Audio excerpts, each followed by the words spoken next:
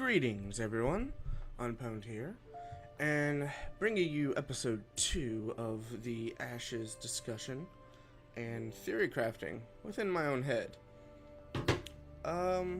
This episode is going to be about the current known information of the Ashes of Creation classes, and also just some playing around with theories of what I think could happen. Of course, this is still pre-alpha, so anything and everything can change. Nothing is concrete yet. Alright, so I guess let's start with the basics. Ashes of Creation has currently announced there will be 8 base classes. We have the Tank, the Fighter, the Rogue, the Ranger, the Summoner, the Mage, the Cleric, and the Bard. Not a lot of information has been released on their abilities, their unique skill sets, but there has been, over the last couple weeks, a little bit touched on. Each class is going to have its own personal utility skills that it can bring to a group. So in one of the previous videos, they show a rogue being able to scale a wall, and other classes will not be able to do that, except they kind of hinted that maybe a ranger can, or a ranger rogue, or something with a rogue subclass. They also showed a rogue with a spyglass, being able to see long distances and be that scout class that you might want to have in your party to check the area out in front of you. Anyway, these 8 classes will be your base class, and according to the live streams, will most likely not be swappable. So whatever you choose as your base class, you will be that class permanently on that character. However, once we reach a certain level, that level has not been determined yet, you will be able to choose a archetype. And the archetype can be, again, one of those 8 classes, which gives us a possible 64 total class combinations. By this, you say you are a tank as your first class. Once we hit that next level, you can be tank, or tank mage, or tank fighter, so on and so forth. Basically, every class can be the archetype of every other class. Which, that's going to give us a lot of combinations of abilities and just builds in general. And that's going to be pretty cool. I think that's going to be pretty cool. Now, how these archetype works.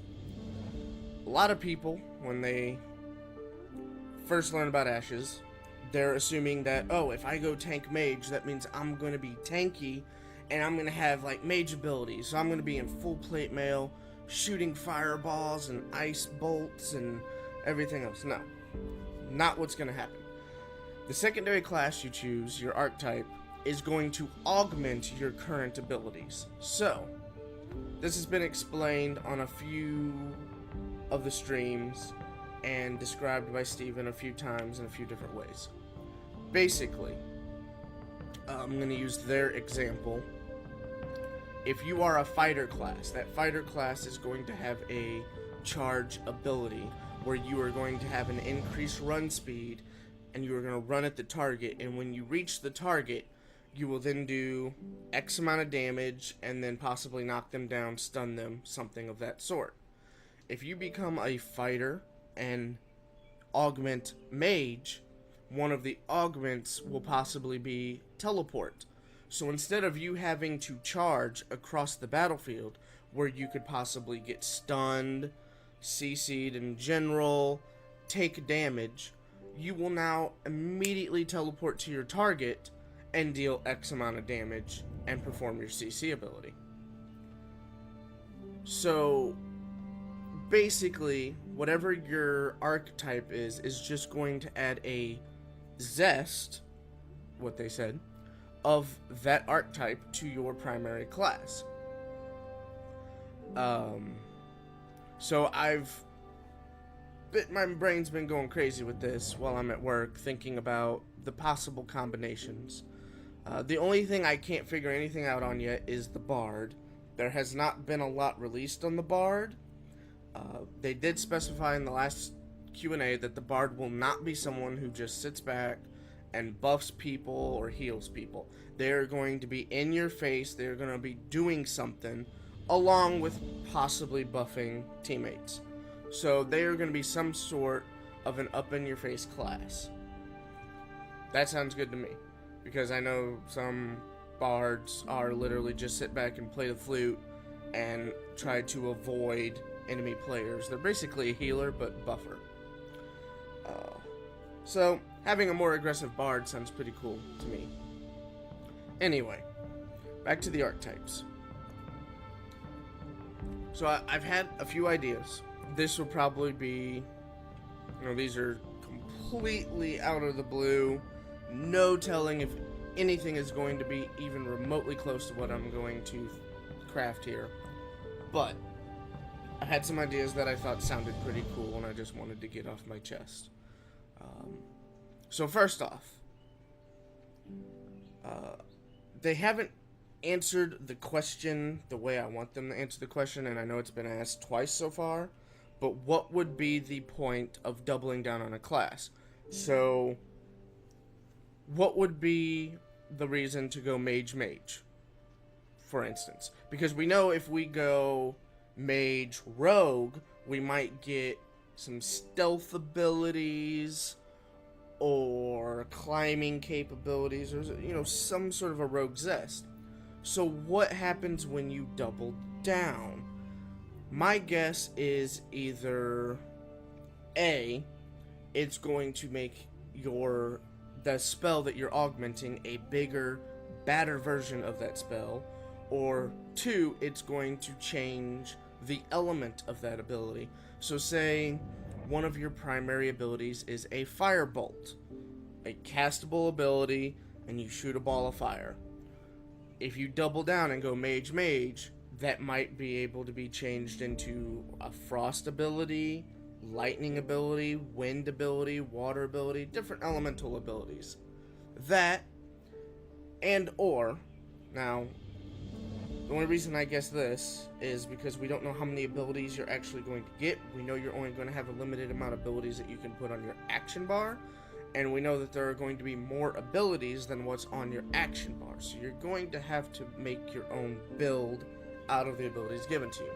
So I don't know if a mage is going to be given a set of fire abilities, a set of lightning abilities, a set of frost abilities.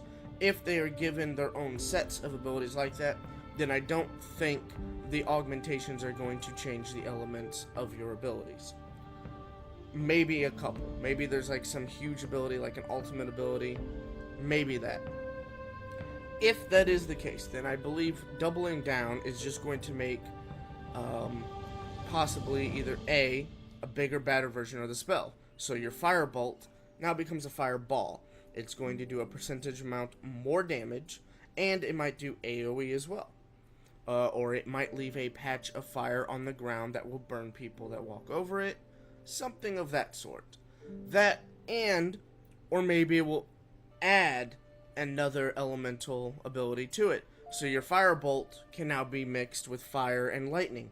So now your attack is going to do damage over time and have a possibility to stun on impact. Or fire frost, damage over time, and slow your target. There's so many combinations that this could go. And it's just been... my brain's been going crazy on it. One of my favorite combinations I've been thinking of, though, is Mage Summoner or Summoner Mage. Mage Summoner, I'm assuming the Summoner archetype is going to, in some way, shape, or form, let you summon something. It has been stated by Steven in the forum that if you are a fighter summoner, you will summon weapons to assist you in fighting. So that means you're going to be attacking someone, and you're going to summon some swords, or maybe whatever weapon you're currently wielding, and they're also going to be attacking. That's pretty cool. if we're going based off that, then I would think the mage is either going to get mirror images of some sort, or their abilities are going to spawn elementals, since a mage and a summoner are pretty similar in terms of their magic capabilities. So picture you shoot someone with the firebolt, and it's augmented with a fire elemental summoner augmentation. When your firebolt hits the target, it is then going to split into 2 or 3 little bitty fire elementals that are going to start attacking the target. These are going to have basically no health and can be killed with AoE. Well, basic AoE. I'm talking like bare minimum health. Otherwise, this would be a little ridiculous.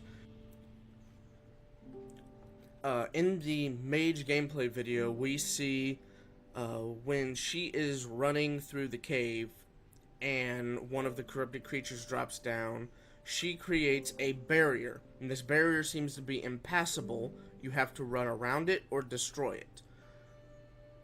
This one ability really makes things seem very interesting if this is going to be something that will be in the game later on.